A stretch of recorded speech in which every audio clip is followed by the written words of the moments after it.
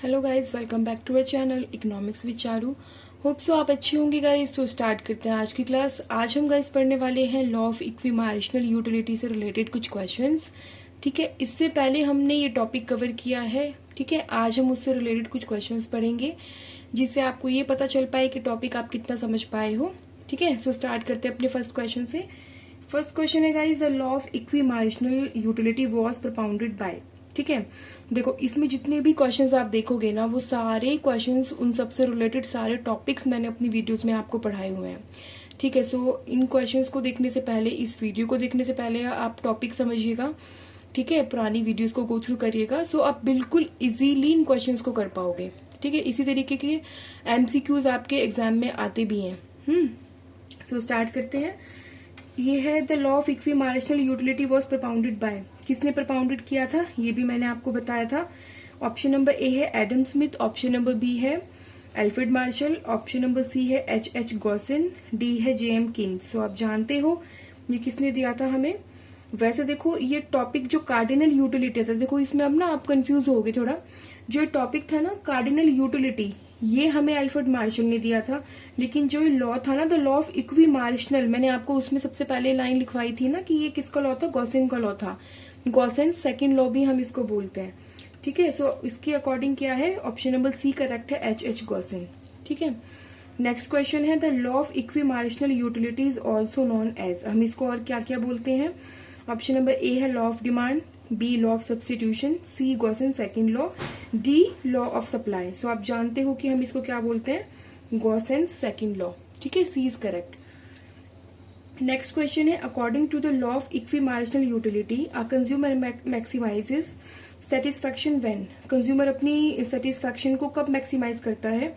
Option number A है total utilities maximum, B marginal utility is zero, C marginal utility per rupee spend is equal for all commodities, and D price of all commodities is equal. So आप ये जानते हो कि हमने इसमें क्या पढ़ा था कि जहां पे आपकी मार्जिनल यूटिलिटी पर रुपी क्या होती है, इक्वल होती है फॉर ऑल कमोडिटीज। ठीक है, so according to this option number C is correct. ठीक है, नेक्स्ट क्वेश्चन है आपका the equilibrium condition under the law of equimarginal utility is. क्या होती है कंज्यूमर इक्विलिब्रियम की कंडीशन। वहां पे जितनी भी गुड्स हम लेंगे, पहली बात हम यहाँ पे दो या दो से ज्यादा गुड्स को ही लेते हैं। ठीक है, ये मल्टीपल गुड्स का मॉडल है कि आप इसमें 10-20 कितनी भी गुड्स ले सकते हो। और फिर क्या होगा, सभी गुड्स का जो मार्जिनल यूटिलिटी होगा ऑफ मनी पर रुपी स्पेंड, जो उस पर किया जाएगा मनी, वो आपस में क्या होते थे, इक्वल होते थे फॉर ऑल आइटम्स। ठीक है, सो उसके अकॉर्डिंग क्या कंडीशन बनेगी यहाँ पे। ऑप्शन नंबर ए है MU X is equal to MU Y, B MU X by P X is equal to MU Y by P Y, C है P X is equal to P Y, D है T U X is equal to T U Y. So B वाला option correct है यहाँ पे, क्योंकि जो marginal utility होती है यहाँ पे पर रुपी स्पेंड की जा रही है जो सभी आइटम्स पे, वो इक्वल है। ठीक है, पर रुपी हम कैसे निकालते थे, जब हम मार्जिनल यूटिलिटी को उसके प्राइस से डिवाइड करते हैं, मतलब जब MU x divide by P x होगा तब वो पर रुपी निकल के आएगा। ठीक है, वो इक्वल होना चाहिए जो अदर गुड पे भी खर्च किया है per rupee marginal utility. So MU Y divided by P Y. ठीक है, ये आपस में क्या होनी चाहिए, इक्वल होनी चाहिए। फिफ्थ क्वेश्चन है the law of equimarginal utility helps a consumer to. किस चीज में मतलब कंज्यूमर की हेल्प करती है ये वाला लॉ। ऑप्शन नंबर ए है minimise expenditure only, B maximise satisfaction from limited income, C increase income, and D price control prices. ठीक है, सो किस चीज में हेल्प करेगी वो, कि जब कंज्यूमर को ये पता चल पाए कि उसकी इनकम लिमिटेड है, गिवन प्राइजेस हैं, और उसके बावजूद उसको अपनी सेटिस्फैक्शन को क्या करना है, मैक्सिमाइज करना है। ठीक है, सो क्वेश्चन नंबर 6 है द लॉ अज्यूम्स दैट। ये लॉ क्या अज्यूम करता है। Option number A income is unlimited, B consumer is irrational, C utility is measurable, and D goods are free. So ये क्या अज्यूम करता है कि यहाँ पे जो यूटिलिटी होगी उसको हम काउंट कर सकते हैं, वो मेजरेबल है। और उसको हम किस चीज में काउंट करते थे, किस चीज में मेजर करते थे, यूटिल्स में मेजर करते थे, कार्डिनल यूटिलिटी अप्रोच में। ठीक है, 7 क्वेश्चन है if MU X divided by P X is greater than MU Y divided by P Y the consumer should. अब देखो अगर ये कंडीशन होगी अपने पास जहां पे marginal utility of good x की ज्यादा है गुड वाई से, ठीक है। सो उस केस में क्या होगा, ऑप्शन नंबर ए है buy more of Y, B buy less of X and more of Y, C buy more of X and less of Y, and D stop consumption. देखो जब अगर पर रूपी जो हमारी पर रूपी मार्जिनल यूटिलिटी है ना ऑफ गुड एक्स, अगर वो ज्यादा है गुड वाई से, तो उस केस में आप क्या करोगे, एक्स को ज्यादा प्रेफर करोगे, वाई को कम प्रेफर करोगे, ठीक है। सो उस केस में हम क्या करेंगे, एक्स को ज्यादा खरीदेंगे और वाई को हम कम खरीदेंगे, ठीक है। 8th क्वेश्चन है, the law of equimarginal utility is based on, किस चीज के ऊपर बेस्ड है। ए ऑप्शन है cardinal utility analysis, B ordinal utility analysis, C income theory, D cost theory. तो आप ये जानते हो कि लॉ ऑफ इक्वी मार्जिनल किस में आता है, option number A is correct. हाँ जी, तो नेक्स्ट क्वेश्चन अपना है, consumer equilibrium is attained when, कब कंज्यूमर इक्विलिब्रियम अटेन्ड होता है।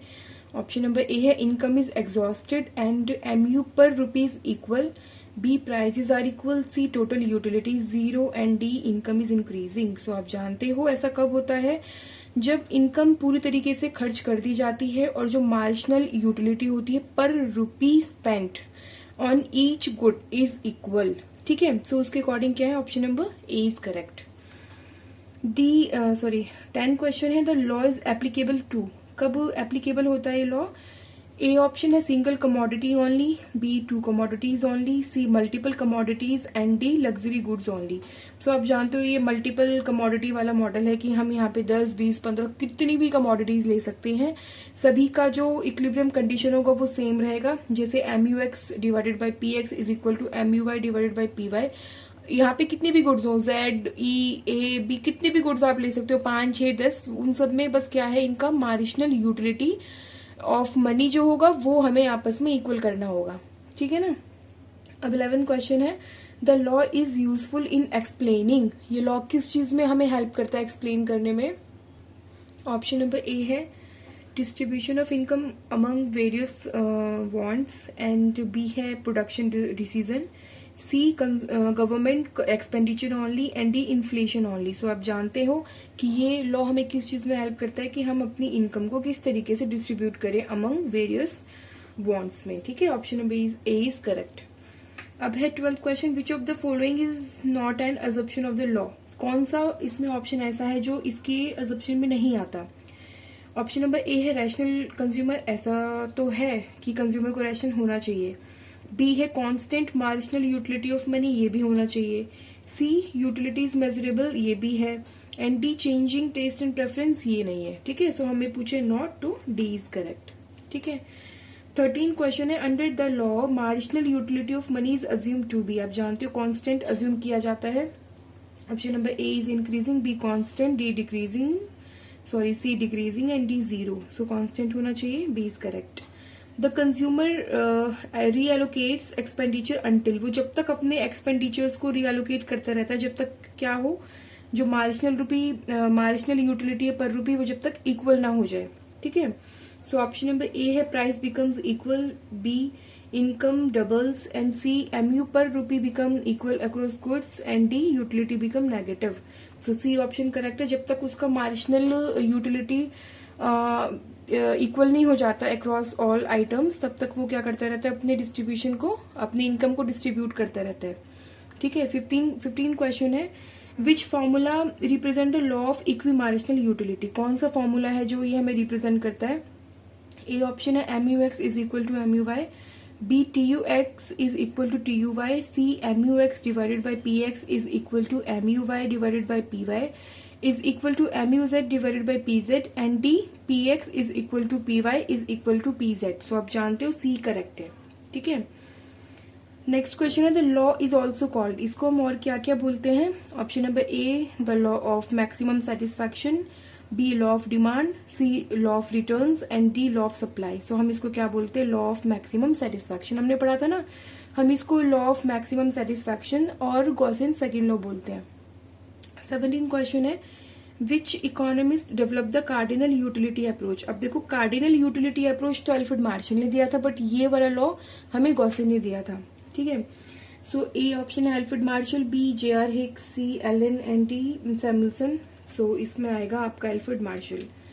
ठीक है। 18 क्वेश्चन है, a consumer with limited income purchasing different goods according to A option production cost, B marginal utility per rupee, C total revenue and D market supply. So B option correct है, जहां पे आपकी marginal utility per रुपी क्या होना चाहिए, equal होना चाहिए। Next question है, the law of equimarginal utility is based on which other law, किस चीज, कौन सा एक और लॉ है जिसपे ये बेस्ड है। सो ए ऑप्शन है law of supply, B law of diminishing marginal utility, C law of demand and D law of variable proportion.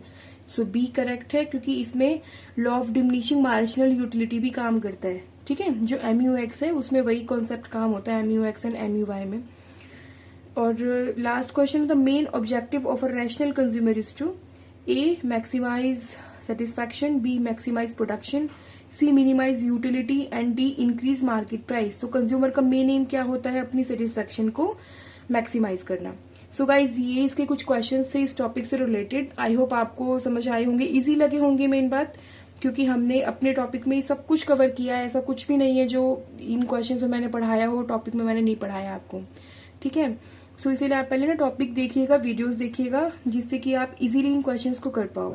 So guys बने रहिएगा हमारे चैनल पे, हमारे चैनल को लाइक एंड सब्सक्राइब दीजिएगा। ठीक है, मिलते हैं अपनी नेक्स्ट वीडियो में। Thank you.